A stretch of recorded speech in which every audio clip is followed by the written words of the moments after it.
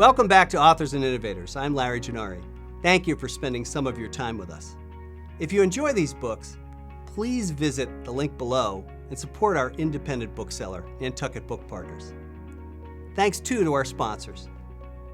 Needham & Company is our presenting sponsor. They're a globally recognized investment banking and asset management firm focused solely on growth companies and their investors. Founded in 1985, the firm is headquartered in New York with offices in Boston, Chicago, Minneapolis, San Francisco, and in Menlo Park. I also want to thank Launchpad Venture Group, a network of active angel investors building individual portfolios by investing both financial and human capital in New England area startups. The Boston Business Journal, our current and continuing sponsor, and of course our host, Babson College and the Arthur M. Blank School for Entrepreneurial Leadership. Today we'll talk about rebuilding, new ways of thinking about old fundamentals. And we'll kick things off with the book The Human Cloud by author Matt Mottola.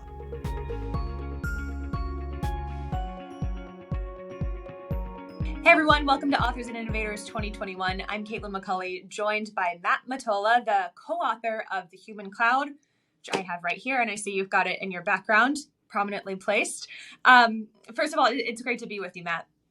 Yeah, thank you so much for having me. I love that you actually have the book. That melts my heart. Yes, I'm a good student, you could say. So it was a great read. Before we get into the book, The Human Cloud, I of course want to get you to explain what that is to people who maybe aren't familiar with that term. I want to get a sense of like how you got to this point in your career where you're thinking differently about work. For sure. Yeah. So I like to say stumbled by accident, like totally by accident, by mistake. I was going down the traditional finance and accounting path, and I sort of was introduced to freelancing purely because I had a full-time Division I scholarship for baseball, but I still needed to make money. And so I couldn't go do that full-time internship. And so I went business to business and said, listen, I can't do full-time, but I need money. And so what can I do? And that was my sort of foray into contracting, which that's all freelancing is, right? It's just contracting that's easier through technology. And so that was like my first taste of it, but I really thought I would grow up, right? And I went to a school called UMass Lowell, majored in finance and accounting, and I was that traditional business person. I was working at the Big Four. I had the like suit. I got into work every day at 8. And to put it blunt, I hated it. And so I'd been given that taste of this is what, freelancing can be, and mostly just taking ownership over your career. And I couldn't let it go. And so I ended up at Babson because I actually dropped out of an MBA and said, I need to go to Babson to build a business around this concept. I couldn't get it out of my mind. And I've just kept doing that. I've kept sort of waking up and asking myself, how do we make the freelance economy real, sustainable, and not to jump the gun, but COVID actually made something that I thought wouldn't happen for 10 years possible today. So you were thinking about these ideas well before COVID.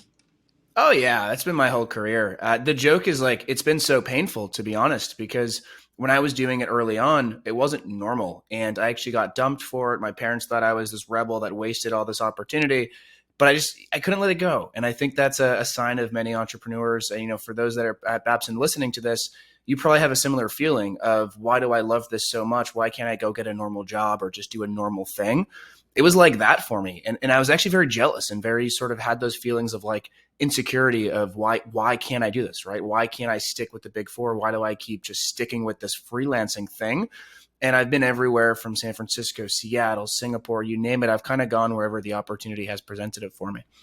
And so in the book called The Human Cloud, you define it as the new work platform, a project-based world where collaborators meet and work together outside of the traditional full-time roles.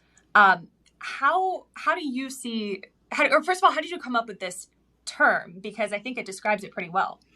It's so funny to me. It's so funny to me because the term has just been my life. And so whenever we had to slap a definition around it or an actual term, it actually wasn't the human cloud until I think like a week before we had to hand over the manuscript. And the only reason, yeah. Oh my God. Yeah. I, as a sort of a leader in the space, I didn't want to keep confusing people. And there's already so many terms, right? There's freelance economy, gig economy, open talent. There's like creator economy. Yeah. Creator economy, passion economy, right? Let's keep messing it up. Right. And now with like NFTs and DAOs, like it's so confusing. But so we were sitting at a coffee shop and someone that we highly looked up to, they were like, you keep saying the human cloud. Why not just name the book The Human Cloud? So to be honest, like the actual term was by mistake. Now, what are we really talking about? My co-author and I, we had been working in a remote, independent fashion for our whole life. And when we say independent, that doesn't mean that we were always freelancers. That means that whether we were freelancing ourselves or being business leaders, we were tapping into hiring freelancers or hiring remote through independent models. So for us, like, it was just normal. And when we wrote the book, it was all about how do we share the stories of the people that are really driving this forward. And we literally didn't think about a title until, like I said, like a week before we actually handed over the manuscript. And the original title was called I think it was Our Big or Our Great Leap Forward. And we got blocked because the publisher was like, that sounds too much like a historical event that I'm sure if anyone out there is familiar with Asia, oops. So that title got blocked. Yeah. So the human clouds, you said like a week before you sent in the manuscript, you came up with that term. But I think it's good because, especially after the pandemic, so many people now are rethinking work and traditional work environments. And there are opportunities through technology where you can do a lot of things and connect with other people remotely. And if people didn't realize that before the pandemic, they definitely realize that now. But I think one of the misconceptions about freelancing or independent work is that it's something that you do by yourself. And in your book, you talk about how that's not the case at all. Yeah, that is so beyond false. So whether you are hiring freelancers, whether you're freelancing yourself, just like full-time employment, just like being a leader, starting a company or in a company, your network is your value. And so if you're a freelancer, to get really, really tangible, and this is actually way more impactful for freelancers, if you're a content writer, you add more value if you can build a full website and not just do the content of that website. Likewise, if you go out and you wanted help with ad campaign and you're a writer, you're better if you have SEO, if you have whatever ancillary services can help with that. And so at a very, very practical, tangible, not theoretical level, you need your network because you're going to win bigger deals. Now, also from a client side, what's really different about this industry is that the people you work with today will be the people that you work with for the rest of your life. Now, that's not different in work. So when I was at Microsoft, when I was at a startup, when now running my own company, I've worked with the same people my whole life. But it was crazy to me when I learned that if I was a leader at Microsoft and I went to start my own company, that I couldn't poach within a year. So there is a fundamental difference in freelancing that because it's a decentralized sort of remote-based network way of working, it's easier to just keep working. And we always like to say the project ends, but the relationship never does. So the importance of networks and deep relationships are becoming ever more important, which is why I think it was the first chapter, we were very, very clear about as technology progresses, humanity actually progresses as well and becomes more human. And we put up a challenge in the first chapter that says, make sure you have a fun fact, because that actually might be your most important skill, is having an interesting fun fact to impress people with. So human relationships, like having a story that can connect each other is helpful in networking, obviously. Absolutely. Yeah. So you also talk about this idea of the portability of merit, which was actually one of the big takeaways I had from your book. And I think it's really important in that when you stay with one company for a long time, especially a big name company, like your value stays with that company. Like you leave and it says it on your resume that you worked there, but all of the things that you did there, all the tangibles maybe aren't as visible. So kind of walk us through how you rethink that. Okay, so I'll start by saying it is so crazy to me that we quantify our value by a couple bullet points on a one-page piece of paper.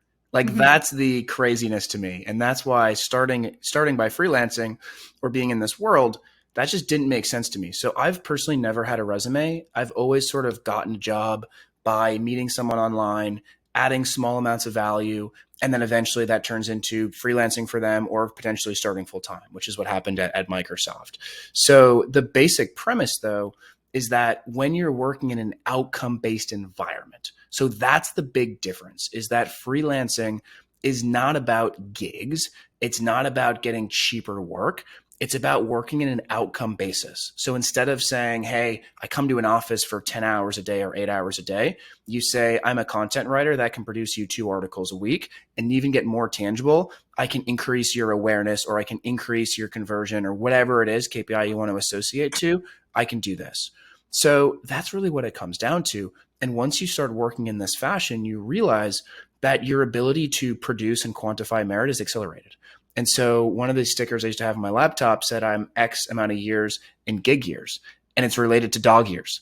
And so one thing that always would mess with people when I was working, in corporate was I had management experience. And I'll never forget when I was interviewing there, our HR person calls me and says, we've looked at your resume and it says that you're saying that you have 5+ years of management experience, yet you only have 10 months of working experience.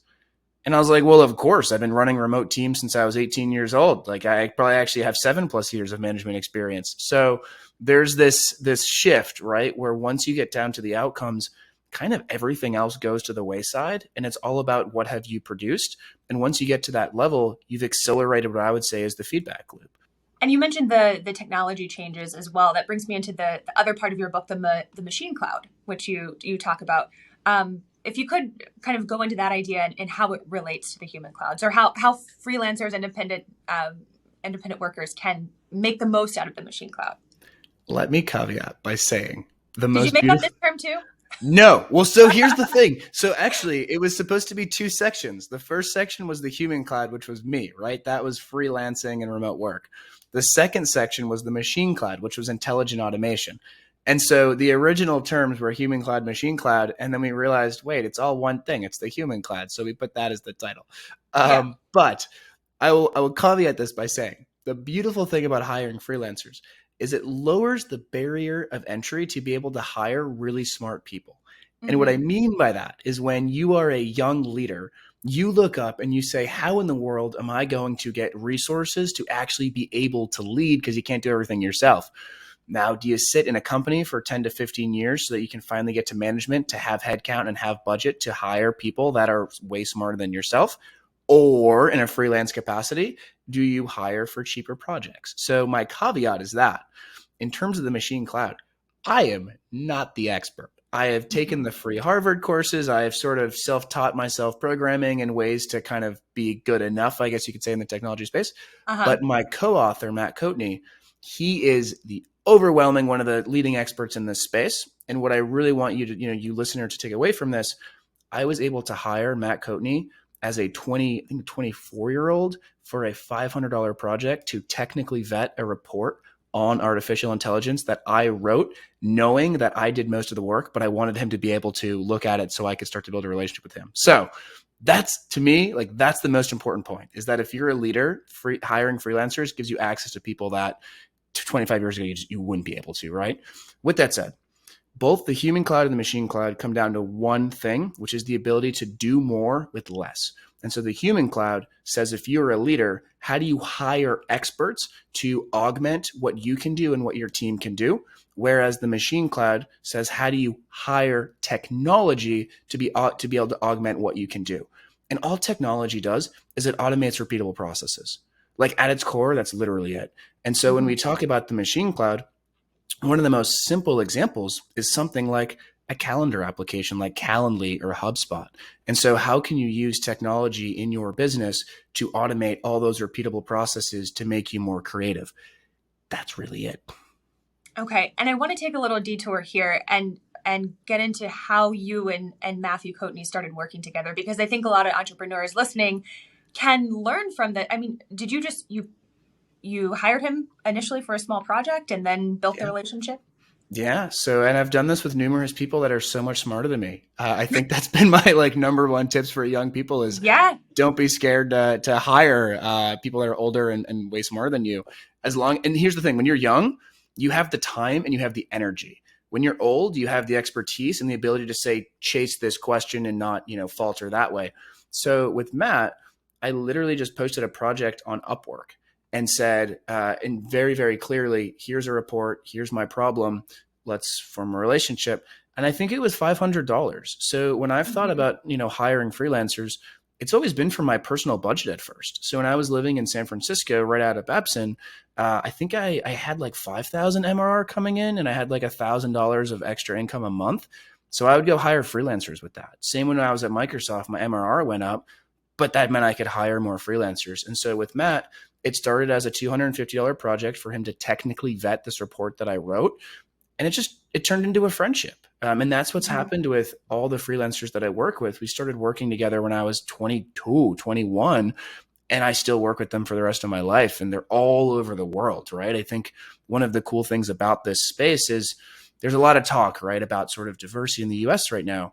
My answer is always, I really don't care. Like if you looked at my workforce, it's so damn diverse. It looks like the UN, but we just don't care because we care about the work. And we've always been able to tap into people that are, I guess you could say, more underserved. And so you talked about freelancers and individuals making the most of this new way to work. But what about for corporations who want to kind of tap into this new economy? The boring technical leadership answer is freelancers are better, faster, and more cost efficient than hiring full-time or going through agencies. And in terms of hiring full-time, we are stuck in this massive great resignation, and we're stuck in a massive labor shortage, which used to be the case with tech talent, where we just simply don't have enough tech talent. But now it's across the board. And honestly, the past 2 weeks of my life have been hell because number one, I had a family situation and the hospitals just didn't have enough delivery drivers to bring my father to different places because of the labor shortage. And then most recently, I was trying to surprise my girlfriend to a trip to New York. Everything got canceled pretty much because they couldn't find enough talent from the flight to some of the places that we were going to go to. Oh, wow. So we're seeing the impact right now of a massive labor shortage and then also a great resignation where the best employees are leaving. So the full-time argument is pretty easy for me now. I used to have to actually say, how long does it take to find an employee? How long are they going to stay? But now let's face it, your full-time employees, it's not the best trade-off for you as a business owner. The agencies is where it gets even where it gets a little stickier, because this is where, say, an agency you want to produce a commercial. An agency might take 3 to 6 months and might cost you, say, $50,000 to $150,000, whereas a freelancer would cost you $15,000 to $30,000. They can get working tomorrow. They can be done in a month, and you'll have a relationship with them for the rest of your life. So, from a company side, you can innovate faster, you can produce faster, you can just have better actually employee morale, both with your freelancers and the internal employees. And to get really, really technical, they're better, faster, and more cost efficient. What do you say to people maybe leading traditional companies who would make the argument for the opposite side? Well, they're not dependable, or they're freelancers for a reason, or, we don't know when they're going to show up. They show up when they want, that kind of thing. Yeah, this is where I'm so glad I'm talking to you today, not 2 years ago. So 2 years ago, I would actually have to show you a bunch of data. We would set up a POC. We would run a quick little pilot to get you to feel better about it. Now, all I have to say is your competitors are doing it. So the question is, do you want to survive in 6 months or do you not? If you do, you have to tap into freelancers. If you don't, you're going to get out innovated. So, and you may have said this before, tell me about the company that you're running right now. Yeah, so I run a company called Venturel. What we do is we enable freelancers to own their own business. So one thing that, my prediction for 5 to 10 years in terms of what the industry will look like is that instead of this marketplace or you get a job landscape that we sort of see, it'll look a lot more like you say you're an individual freelancer being able to run your own business. And that's what freelancers are, right? They're business owners. And so we're providing the infrastructure and tools to make this happen. The thing that we're really, really passionate about is never getting in the middle of a client relationship. And that's something that if you're used to working with agencies, that if you want to hire the person you've been working with, it's a big pain in the ass, and that it's the agency is disincentivized to want you to actually have a good relationship with that person. Freelancing flips that. And so we want to be able to flip that on its head so that every single individual in the world has really good relationships with their clients, and every client is able to have good relationships with their freelancers. You do talk about, though, being able to brand yourself well and market yourself well according to your skills and outcomes.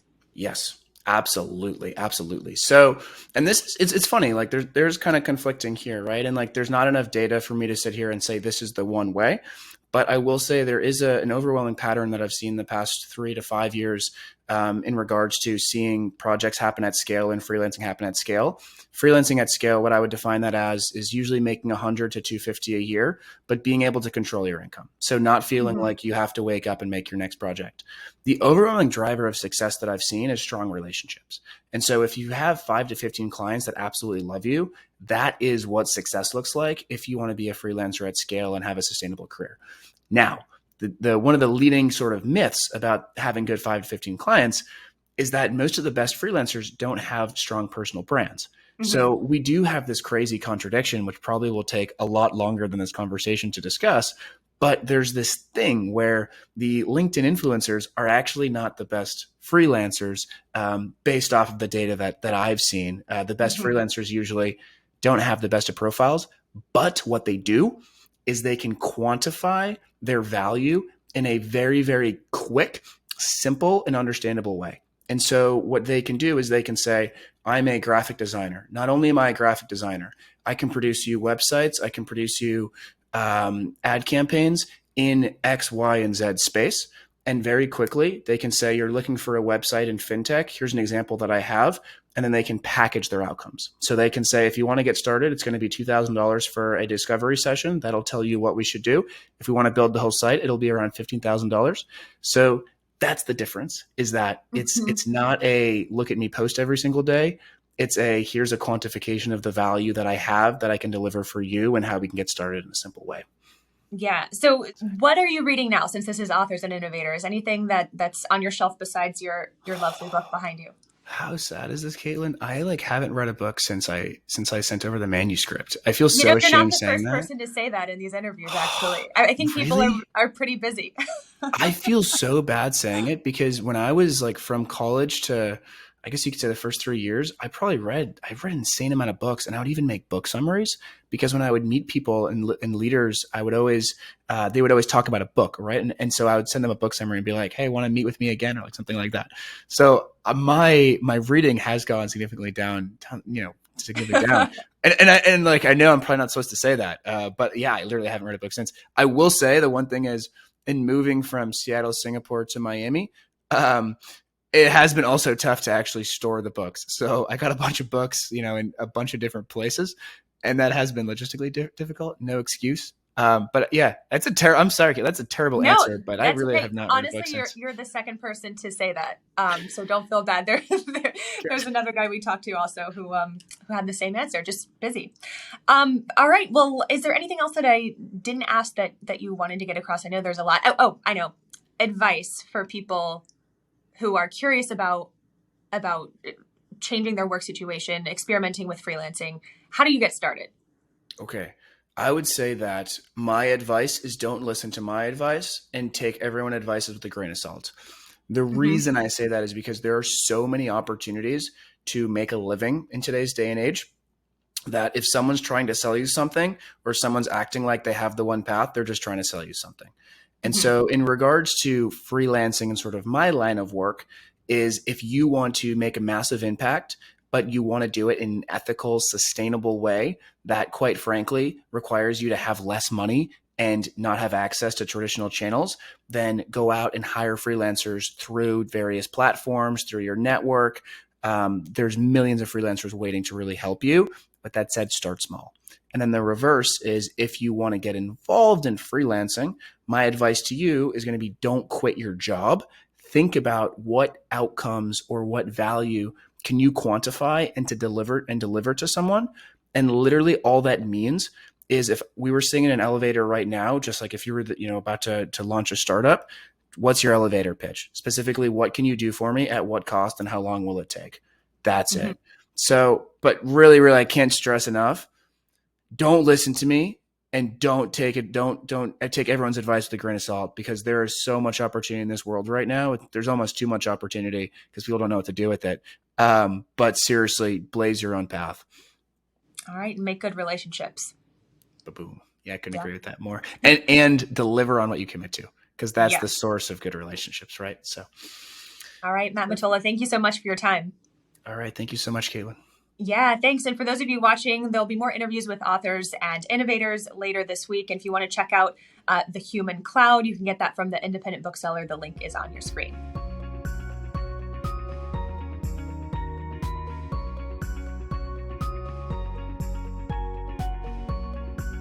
Welcome to Authors and Innovators. Today, we're going to talk more about post-pandemic entrepreneurialism and how can we best think about rebuilding.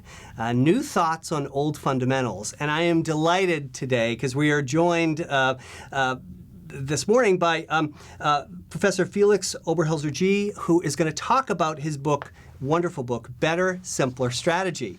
For those folks who don't know Felix, he's a professor at HBS in the Business Strategy Unit.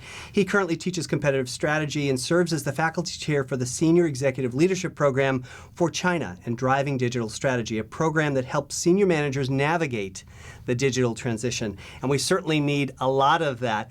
Felix, welcome to Authors and Innovators. I love to ask so many of our authors who they are, where did you grow up, what brought you to this, what's your perspective on the work. So tell us a little bit about you. Where did you grow up and how did you come to be thinking about better, simpler strategy? Thank you for the invitation, Larry. I'm delighted to be here to talk about strategy. I'm not sure if you can tell by my accent. Maybe you can. I grew up in Switzerland, in the German-speaking part of Switzerland, and early on in my career, I worked in large established organizations. And one of the things that always struck me as very interesting is this question, is there a sense in which you could be doing much better? You look around, maybe you see startups that are similar to your startup. Maybe you see large organizations that are similar to your organization. And then you see these really amazing performance differences. And as I embarked on my academic career, I noticed very often companies that I almost think of as the same. So say I don't know if this is a good example, say take Home Depot and Lowe's. You go in, I think the customer experience is roughly similar. One corporate color is orange, the other one is blue, but literally, I sort of think these two companies are really just the same. And then you look at the data and you go, oh my God, Home Depot, twice as profitable as Lowe's with the same number of stores. Where do these differences come from?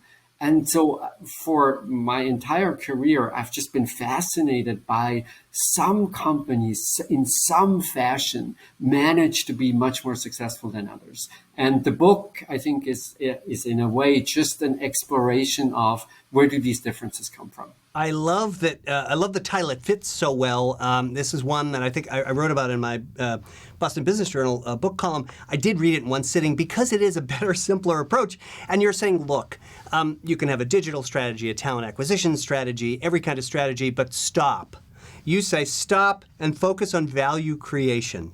Tell us a little bit about that. And you specifically say, I'm looking across the Fortune 500 companies, and return on invested capital is different. Talk a little bit about that framing, because I think it's so powerful, and of course it threads itself through the entire book. To me, it's such an important and interesting observation. I often have, say, students at Harvard or sometimes entrepreneurs I work with, sometimes quite experienced managers who are somewhere in their organization. And they think, well, strategy really is super complicated. You have to be very experienced, very senior, gray hair, wrinkles, all the rest of it. That's right. Yeah. Otherwise, and it is so wrong. It is completely wrong to think about strategy that way. Strategy is not complicated. Strategy is basically two things. Can you find ways to increase the willingness to pay of your customers? Or can you find ways to decrease the willingness to sell of your employees? And we're done. There's nothing else. It's the value stick. You call that the value stick. And I call that the value stick, yes. And of course, willingness to pay of customers, that's very intuitive. That's the most a customer would ever pay. Willingness to sell of employees is maybe a little less intuitive. But here's like a simple example. Think of a friend who doesn't work for your company. But you would like her to move to your organization. You're writing the offer letter and you're thinking, what's the lowest compensation that I have to offer? And she would still move. That's her willingness to sell. And of course, if the job is amazing, dream come true, it won't take that much money. If the job is boring, maybe physically very demanding, it will take much more money to make her move. And so willingness to sell is sort of an indicator of the quality of the match between a person and a particular job. And those are the two levers that you have in strategy. Move willingness to pay, move willingness to sell. There's nothing else. So let me give you two examples. One you talk in the book and the other I'd be interested in. They're both service examples. How do you possibly increase willingness to pay in such a tight, competitive industry airlines. Airlines is sort of one, and let's say accounting firm. So I'll have an accounting firm listening to us today saying, you got to be kidding. How do I create willingness to pay? So talk about airlines, and then talk about our accounting friend and how does she think about increasing willingness to pay, and how should they be thinking about their business, which is intangible in nature in terms of the value created. That's right. Yeah, both of these businesses are so interesting because in large part they're about service. But let me start with airlines. Airlines obviously have a physical component as well. So you might remember the entry of JetBlue, and Sure. What they did in airline quality was something super simple. Instead of having the seats that we were all used to, they had leather covered, fake Right. leather covered Right. seats. And amazingly, we get to watch television. Two things, and it changed the entire experience.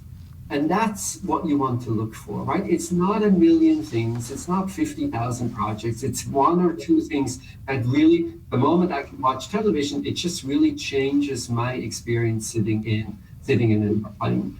And then more generally to the accounting services example and service industries more generally, you will definitely remember, and some people in the audience will remember, there used to be this notion that you cannot be both high quality and low cost. And if you try to do this, you will be stuck in the middle. Do you remember that? Oh, absolutely. And then stuck in the middle, I guess, is like some version of strategy hell, where you try really hard and you don't really have much success. And I find in the data, having both an advantage in willingness to pay and in willingness to sell, in particular in service industries, is not only possible, it's actually a requisite for being successful. And so to go back to the accounting firm, I would encourage you to start with thinking about willingness to sell. How do you make a job in an accounting firm a better job? And if you have a better version of that accounting job, you will experience what everybody else experiences. The moment people have better jobs, the moment they're better engaged, they provide better services. So willingness to sell falls, willingness to pay goes up because the client experiences a better experience. And all of a sudden, it's not stuck in the middle. You have a dual advantage. You compete better on cost and you compete better on the quality of your services. And there's example after example after example of service-based companies that do this very successfully. Think about it. Did you ever get great service from a disgruntled person? Of course not. Felix, you talk a lot about delighting customers, and you give a great example of Big Belly Solar, a terrific local company led by a great team who I know who are near and dear to my heart. Talk about what they experienced and how they said a great illustration of what you just said, which is we'll just watch what the customer does and think a little bit differently. Talk about the Big Belly example because it's a terrific one. Yeah, it's a fascinating and obviously very, very successful company. So their first idea is really to please the customer. And when you think about who is my customer, of course my customer is the entity that pays the bills, the entity that sends me compensation. So they create these trash compactors, and it has all kinds of advantages for sanitation departments. Not only does the trash can have a compacting function, so you don't have to empty it as often. It's solar powered, which is really amazing. You can place them wherever you want. But also, there's communication between the individual trash cans and the sanitation departments. And so you know when to actually have to send a car out to empty the trash collector. And so you look at this thing and you think, oh my God, if I'm in a sanitation department, this is so much easier, so much more efficient, and there is a wave of enthusiasm for the product. And that's often, I think, how companies start. We think of the immediate customer. We want to do something, a few things that really change how customers think about our product. They were masterful at that. And then you might also remember the early customer response to the Big Belly trash compactors, where there was this handle that you needed to move down in order to put the trash in the compactor. And so this idea that we went from hands-free, which is the old-fashioned trash can, to now all of a sudden I have to touch that. Right. You gotta be kidding me. Like, I would never do this. And so if you read online reviews, it's actually quite hilarious how people talk about, oh, I only use them when I have a handkerchief because then I don't have to touch the handle. I saw many of these compactors that had trash on top of them, Right. Because you didn't want to just throw out the trash, but also you really didn't want to touch the handle. And so the lesson here is products often touch many more groups than the entity that pays your bills. So if you're a company in the consumer space, you might sell to supermarkets. Supermarkets pay your bills, but it's the ultimate customer that then pays the supermarkets. And so you have to think about multiple groups of customers. And so one recommendation is think very carefully about the entire value chain, the entire customer journey, and think at each moment in a customer's lives, how can you add value to that journey? How can you increase willingness to pay or decrease willingness to pay, willingness to sell? Don't only think about the entities that you contract with immediately. And Big Belly, as you know, they found a really amazing, elegant solution. They now have this foot pedal where you actually don't have to touch anything and you can dispose of your trash. So in a sense, they got lucky. It was costly in that some city asked for free replacement of the original version of the trash compactors, but they got lucky in the sense that they were able to recover from just being too focused on a single customer. What great advice for our entrepreneurs who are listening. Watch the customer, think about the customer. And I love what you're framing up for us. Talk about compliments, and you've called them customers hiding in plain sight before. And you cover this in the book. I don't want to give too much away because I want folks to read this terrific book. Talk about what compliments are and why our CEOs who might be listening, our founding teams listening, should be thinking broader. So a compliment is a product or a service that increases willingness to pay for something else. So think razor blade, inks and cartridges, capsules and espresso coffee machines, all of these examples. And there are two things to keep in mind that are really important when you think about compliments. The first one is we often get so used to compliments existing that we are blind to them. So if I ask you, like, what's your willingness to pay for a car? I have no idea. You say $50,000, $70,000, who knows exactly? And now I ask you, what's your willingness to pay for a car in a world without compliments? No roads, no gas stations, no repair shops, no GPS. And of course, all of a sudden you realize, oh my God, the willingness to pay for cars critically depends on the availability of so many compliments. And that is true for everyone. Even if you now sat in the call or looked at the video and you thought, well, my company doesn't really have compliments. No, your company has compliments, and your company could have many more compliments if only you thought of them. In the book, I tell the story of the Harkins movie theater in Arizona. And they're a very successful movie theater. And one of the really beautiful things that they do is they have childcare services. Now get this. How did the CEO think of childcare services as a complement for the movie-going experience? Only because he had young children himself. And all of a sudden, he couldn't go, even though he was a professional in the movie industry, he couldn't go to the movies because it was not so easy to get childcare.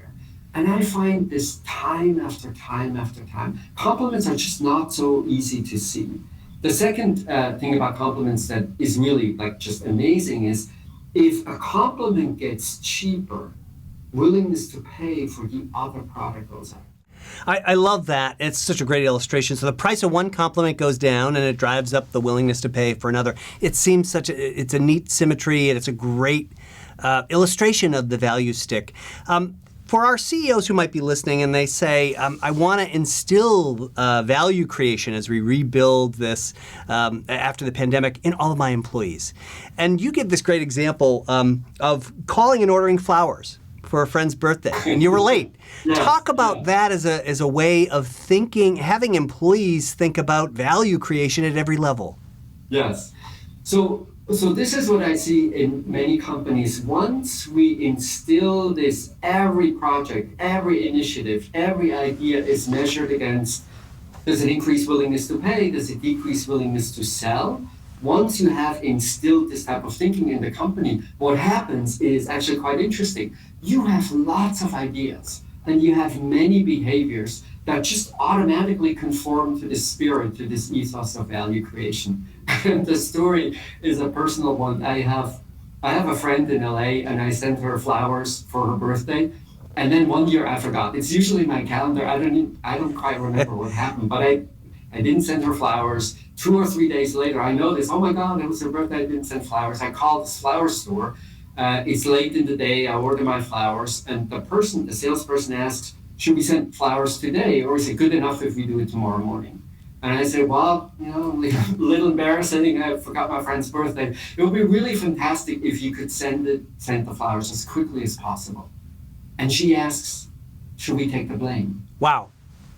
Should we say it was our fault that the flowers didn't get delivered? And of course, I didn't want her to lie for me, but what was really interesting is she's not in the business of selling flowers. And she has this attitude of value creation, increasing willingness to pay for our customers, and it shows up in many, many different ways. And one reason why this is so valuable is that we have the best educated and most engaged workforce in the history of humanity. It would be such a coincidence if all the great ideas were created in the boardroom, or all the great ideas were created in the executive team. These great ideas are everywhere.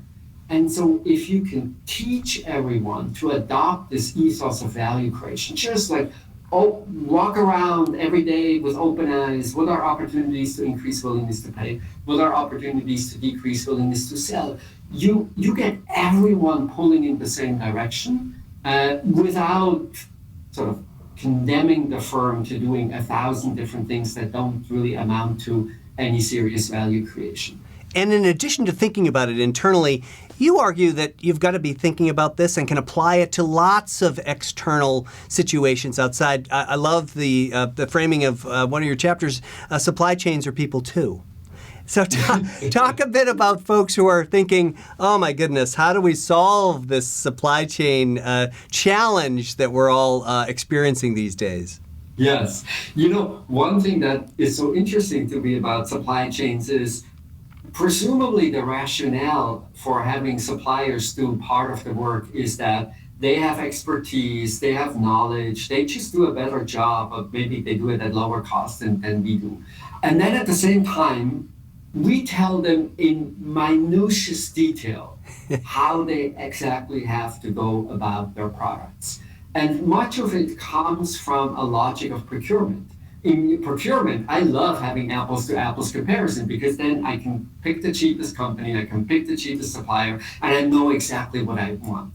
But at the same time, it forecloses so many opportunities to do value creation. I'll give you one example. When the Tata group in India, when they developed their very first car, the Nano, they didn't have a history of producing personal vehicles. And they definitely were not experts at creating engines. And so they went to Bosch, the engine company, and they basically just gave them 2 numbers. They said, this is the weight of the car, and this is the maximum cost of the engine. You figure out everything. Wow.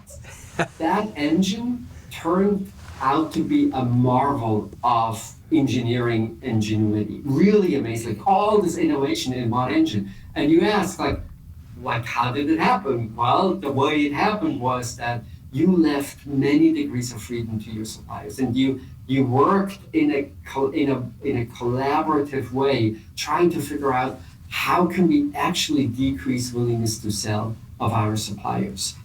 Felix, is any of this different for nonprofit enterprises who don't have this sort of invested capital, or B Corps who are thinking about broader constituencies beyond? Yeah. So I want to bring them into the conversation. We have entrepreneurs who will be listening who are social entrepreneurs, nonprofit entrepreneurs. What would you tell them about the value stick? Yeah. So the value stick is 75% useful if you're in the nonprofit sector. So the ideas around willingness to pay, how do you better serve whoever you want Make to serve? impact, right? Exactly the same, no change. The ideas about willingness to sell, how do you attract volunteers to your nonprofit organization? Right. How do you attract donors to your nonprofit organization or to your B Corp? Exactly the same. The only difference is you're thinking about pricing very differently. When it comes to sharing the value that you have created, you might decide to give it away altogether. You might decide to set prices at cost. So it's how nonprofit organizations share the value that they create. That's where you see a really big difference. But in the first question, the question that is much more important, how do you actually create more value in the first place? There's literally no difference between for-profit and It's the same. nonprofit. Felix, before we go, I'd love to tell our audience what you're reading. What are you reading? What are you thinking about in addition to thinking about your follow-up to Better, Simpler Strategy, of course? What are you reading? What are the kind of things that you'd recommend for folks listening to Authors and Innovators? The one book that I would recommend everyone at this point in time, and so I'm completely enamored with the book, is a book called Don't Say We Have Nothing. It's written by Matt Mottola. Love the title.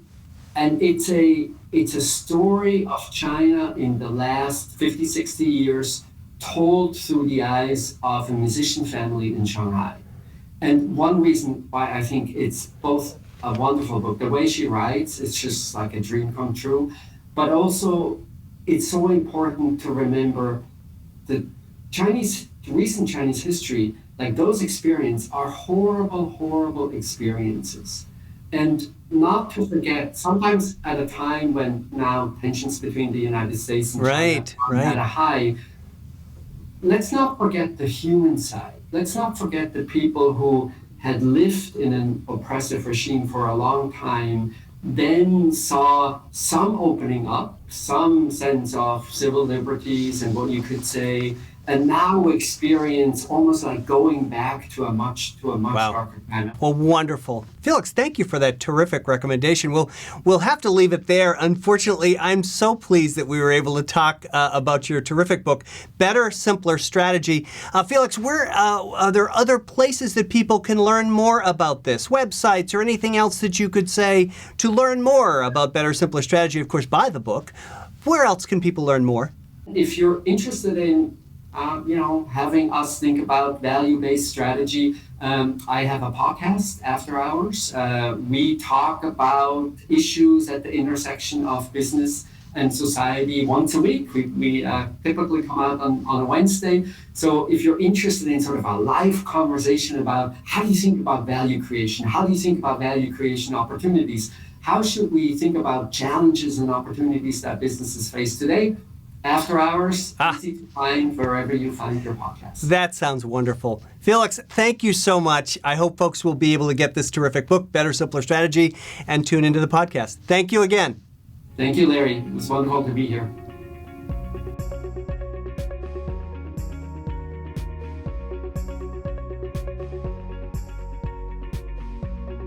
I am really just so excited to introduce the transformation myth to all of our listeners and our future readers. The Transformation Myth is written by Gerald Kane, Rich Nanda, Anh Phillips, and Jonathan Kopolsky. It is leading your organization through uncertain times. And some of you may recognize some of these author names. This is a follow-up in some ways to The Technology Fallacy, written by three of the authors, featured previously at Authors and Innovators. So, Anh and Jerry, welcome. Jerry is the faculty director of the Shea Center for Entrepreneurship at Boston College, as well as he, of course, is the professor of information systems at the Carroll School of Management as well. Anh is Global CEO Program Research Director at Deloitte, where she directs research agenda and initiatives for Deloitte's Global CEO Program. Welcome. And Jerry, Anh, I like to start by asking each of you to introduce yourselves a bit. Tell us where you grew up, what brought you to the kind of work that you're doing now, and the transformation myth. Jerry, I'll start with you. That's actually an interesting journey. So I am as a native of Atlanta, Georgia, or as much of a native as anybody is these days. My parents grew up in the Northeast, but then we moved down to Atlanta in the late 70s. And actually, I was an ordained Methodist minister for 10 years as the first part of my career. Actually, I am still an ordained Methodist minister, appointed to work at Boston College. And then in the midst of that dot-com boom, I went back to get my MBA in computer information systems and just got bitten by the bug, decided to get my PhD, and ended up at BC and have been there since. Saving souls to saving companies, back to saving souls. Wonderful. Well, there's a lot of evangelism on both sides. So getting people to convince that digital transformation is something they can do. Terrific. Anh, tell us about you.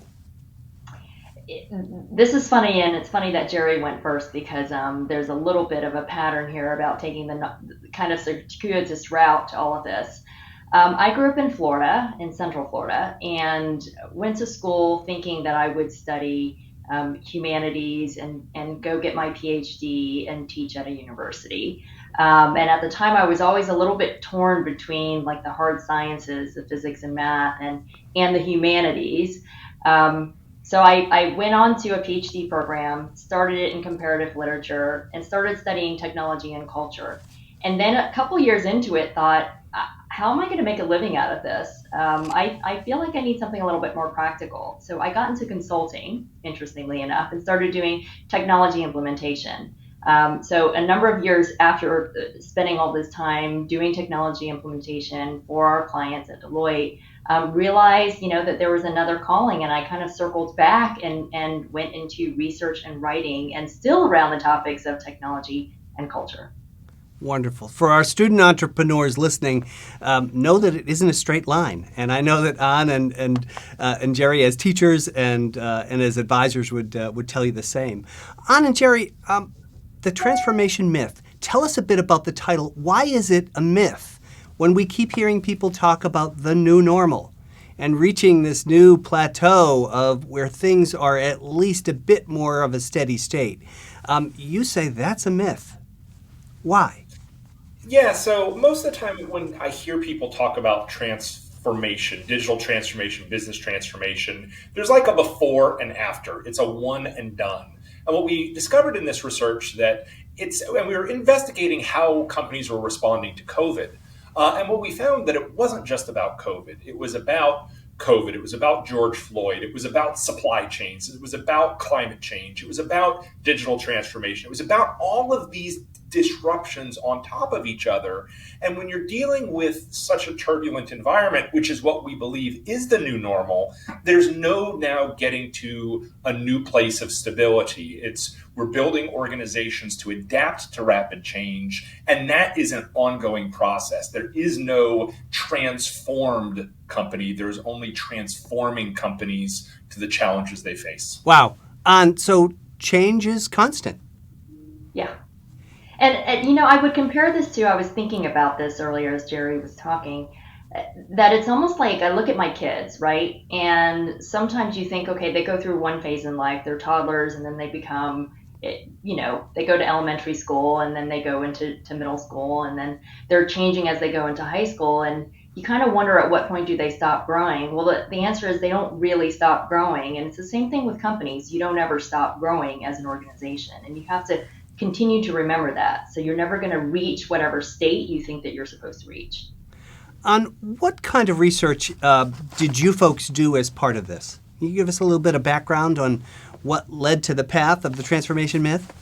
Yeah, well, that actually started a number of years ago when Jerry and I started working together on a bigger project on studying digital disruption and digital transformation overall. And we did this as a collaboration between MIT Sloan Management Review and Deloitte. And we spent a number of years going through surveys, surveying thousands of people, as well as interviewing a number of executives across industries, across level, across the globe, to really understand what they were doing in this concept called digital transformation, right? This thing that everyone's been talking about, but we're not quite sure what is.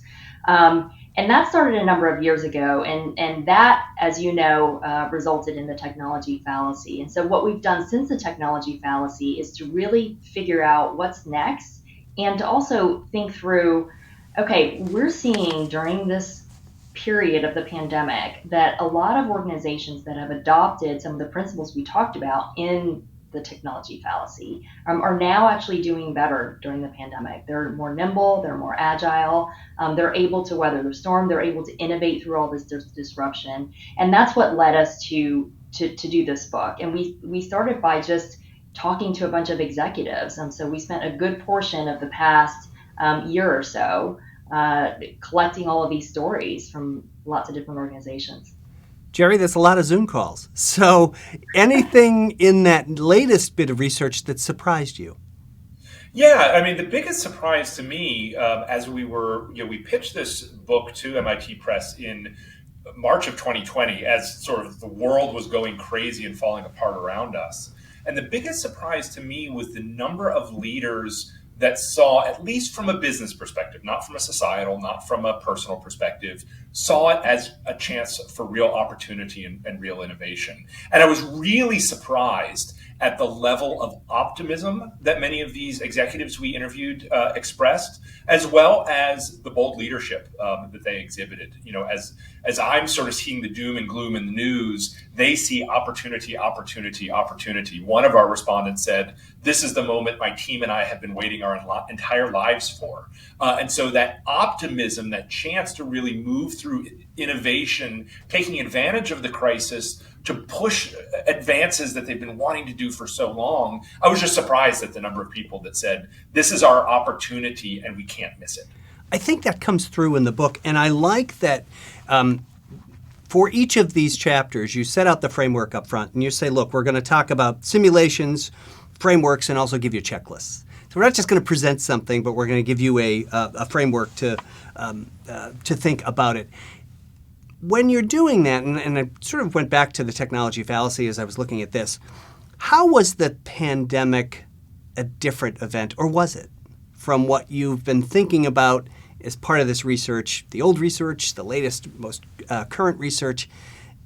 Is the pandemic unique, or is this just some other disruption? Well, that's actually the question that really drove this research, is we were finding the technology fallacy was relevant to what companies were dealing with, and we wanted to find out why. And we talk about it in terms of acute versus chronic disruption, just like medical conditions. COVID was an acute disruption that companies didn't have any hope, any choice but to deal with because it was a survival event. Just like if somebody has a heart attack, you don't have a choice to put it off and wait for another day. Whereas digital disruption is more of a chronic disruption, that it happens over time and you can put it off bit by bit. And so many of the same lessons applied because it was two sides of the same coin. It's all disruption. It's just the speed at which it was happening. And when you talk about companies coping with disruption, in the book, you talk about responding, regrouping, thriving. I wonder if you could walk a reader through an example of what you mean because I thought it was a very powerful way to think about it. Yeah, responding is basically what companies did, in the very early days of the pandemic, right? They had to figure out, wow, we can't work in person anymore. We've got to figure out a way to get our people to work remotely. So that was the immediate scramble, as well as, lots of organizations shifting to how do we serve our companies or our customers very differently. So that was, I would say, the first few weeks of the pandemic to potentially the first couple of months of the pandemic. That was really around the respond. And it's let's, stop the bleeding, so to speak, and figure out how to address this emergency state. The regroup is, okay, now that we've sort of, bandaged the wound, let's figure out how to begin to heal it. Let's figure out better ways to interact and serve our customers. And that's when companies started, for example, you see in the stores, lots of companies were putting up the plexiglass. Lots of companies were putting up signage within their stores because they were then thinking, this is going to last a little bit. Let's figure out a sustainable way to go forward, right? Something that's not going to cause us to have to work, 24/7 in order to figure this out. So it's a less frantic pace in the regroup stage, but it's still figuring out how do we last through this in the long term, and what have we learned in the immediate days. The last stage is something I would argue lots of organizations haven't quite gotten to yet, which is the thrive stage. Just how do you get beyond just managing the current situation and reacting to the current situation and really charting a path proactively for the future. Jerry, you also talk a bit, and I like this. This is a book about leadership. So you talk about the crucible of leadership, and you talk a bit about, you talk a lot in the book about executives, managers taking the time and to listen and to really think through how they can reconnect people, even in a disruption to the mission. Can you talk a little bit about that and maybe an example from the book that you found particularly compelling? Oh gosh, by far the most rewarding thing about this project was the interviews with leaders we were able to do. And in fact, we had such great information and so many great stories that we couldn't fit them all into the book. But my favorite, not by far my favorite, one of my favorite was Hilton. So Hilton experienced a 90% drop off in demand. Yeah. And so what do you do? How do you lead in that sort of situation? And Hilton knew that they were going to need to do layoffs. But what they did was they took their recruiting system, the funnel that usually brought employees into the company, and they reversed it. And they created partnerships with Amazon and with UPS and with grocery stores and with businesses that were experiencing massive new demands and need for talent. And they made it so that their Hilton employees could go apply for those jobs at those companies, and they'd sort of get preferred status because Hilton could vouch for them. Amazon knew they weren't getting just someone off the street, and they could put those people into productive new positions to help sort of offload them and help them land on their feet. And what's remarkable about this is Hilton was voted the number 3 best place to work in America in 2021, despite having laid off 50,000 people. Right. And they reported that it was because they treated us with humanity and really tried to do right by us. We knew the business, was not sustainable through this, but the fact that they took all these steps to try and make sure they did right by us. And what happened, the reason they did that is they hoped once that surge in demand for the other ones decreased and Hilton demand started increasing again, that those employees would come back. And by and large, they've seen a lot of that. And Anh, is there any difference between what Jerry has described and for those CEOs, those managers who might be watching and listening, who are in the professional services space? I think it goes down to a few things. So the thing that was tying all of our stories together and what we heard from all of our leaders that we spoke to is this concept that purpose really drove a lot of the change and a lot of the efforts that they pushed through, especially during the pandemic. And it really helped act as this North Star for the organization. And if you think about it, starting with this concept of why do we exist as an organization, that was exactly why Humana said, you know what, we're going to get into the business of providing food for our members because this is why we exist. And then also, what Jerry mentioned too about what Hilton did in terms of, putting their people first and trying to take care of their people by connecting them to opportunities outside of the industry. That spoke to their values, and that was core to who they are and were as an organization, right? It's saying that we care about our people and we will always care about our people and we'll always do right by our people. And that's core to who we are. So figuring out why you exist and how you do the things that you do and why you do the things that you do, I think are fundamental. And so if you look at anyone outside of this industry into another industry, professional services, whether that's, finance, whether that's retail, whatever it might be, figuring out what your sense of purpose is as an organization, and as even within that organization as a functional group or as a team. And then figuring out what that means in terms of your values, and then what that means in terms of what you need to do, what your goals are, I think is key.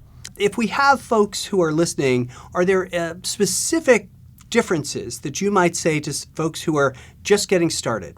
A group of entrepreneurs from the Shea Center who are thinking about this, and I don't need to read the Transformation Myth. Everything is new. What learning can I find in here versus a more established company that who might want to read this? Talk about the book from a perspective of on that continuum, Jerry and Anh, for entrepreneurs who might just be getting started, versus folks who are a bit more established versus folks who are what you call are in a legacy position? Well, in one of Tom Friedman's books, he has a nice African proverb that, is, if you are an antelope, you need to be faster than the fastest lion to be able to live. And if you're a lion, you have to be faster than the slowest antelope to eat. But the lesson is, when the sun comes up, you better hit the ground running, no matter whether you're one or the other. And in some ways, that's the lesson here. We had a lot of soul searching and hand-wringing through this whole process, because we had to submit this manuscript in November of 2020 to see if we were done. And so we had a lot of anxiety. Was what we were going to say be obsolete or outdated? We were needing to predict the future. And the prediction that we made in November of 2020 was, as we reach the end of the pandemic, it's not going to be the end of disruption. It's really going to be the beginning. And we think that the next 3 to 5 to 10 years of business is going to be the most innovative any of us will see in our lifetimes, simply because of the massive amount of innovation and gains that have happened over the last 18 months. And once those shackles are off, once people know whether and how they can go back into the office, and this great reshuffling, and they decide where they want to go work now, and people have rethought their lives, I think whether you're an entrepreneur or whether you're a legacy company, the answer is, when the dawn of the pandemic ending comes, and now I would guess January 2022, but that's only a guess, right? Is you better hit the ground running, you better be innovating, you better be competing, because I think it's going to be amongst the most interesting, the most turbulent, the most exciting time to be in business. And the worst thing an executive can do is to say, phew, now we can go back to the way things were. Or now we can just sort of lock in on what one sort of future we think, because I think the real disruptions are still coming. And this book can help you think through that, as well as the tools can help you do some scenario planning to sort of prepare for that future. So it's a mindset, clearly, and there's a lot of energy in the stories behind this. On what would you say to someone who says, look, I'm just 3 to 5 years, maybe our exit strategy, our exit horizon is within that. All I have to do is get to the next point. And you would say to them what? Wow. It's funny because we sit and we think about short-term thinking all the time, right? And what do I need to do to get to the next thing? To the point that we've been making throughout this conversation, the disruptions will continue to come. There will be no rest in that sense, right? So pandemic is done, but then supply chains are still recovering, right? They're still pretty brittle. The entire talent market has been rather upended. So there's labor shortage, there's skill shortage. There's climate change that lots of companies are having to deal with. There's political unrest everywhere. So I think the list is really long. I'm not sure that there's ever going to be anytime soon, even within the next 5 years, that place of calm that you can just sit down and put your feet up and kind of coast through. So I think ultimately what we're talking about in our book and in our broader research is, how do you build an organization that continues to figure out a way to manage this in a sustainable way, to build the capabilities that will allow them to not only just weather the storm, but also to grow and to thrive during times of unpredictability, during times of disruption, during times of change. Isn't that so powerful? To grow that capability, which is really what any reader will take from this book. And as I said to you folks before we started this is a great book for folks to get who are thinking about an offsite, who are thinking about bringing their leadership team together. You could pivot off of just about every one of these chapters at your offsite, whether it's internal focused on leadership or external focused on supply chain or dealing with the next competitive threat. It's a very powerful book from that perspective. Anh and Jerry, I'd love to tell folks, what are you reading these days? Besides this, what are you reading and thinking about? I'm actually in the middle of a book I just picked up, The Hunter-Gatherer's Guide to the 21st Century, I think it's called. Wow. And it's taking it's from 2 evolutionary biologists and sort of talking about what we can learn from evolution about sort of our modern world. And actually, I'm finding a lot of parallels, a lot of really interesting parallels to our work in the transformation. The next book. Anh, what are you reading these days or watching? So I usually have several books going at once, but in the area of fiction, I actually just started a book called Clara and the Sun. Ah, wonderful. It's about robots. Excellent. And where can our viewers, our listeners, learn more? They can certainly buy this book by clicking the link below, our independent bookseller, and I hope they will. Jerry, you first. Where can folks learn more, gather more resources for this important area? Yeah, so my website is www.profkane.com. And that not only has links to the book, it has the profiles in the Wall Street Journal. It has interviews and podcasts I've done. We've written several articles in MIT Sloan Management Review and Deloitte Insights out of the book. And so it's a collection of resources that we've done in preparing for this. So that would be a great place to go. And I know there's a similar Deloitte one too that I'm sure Anh will plug in just a second.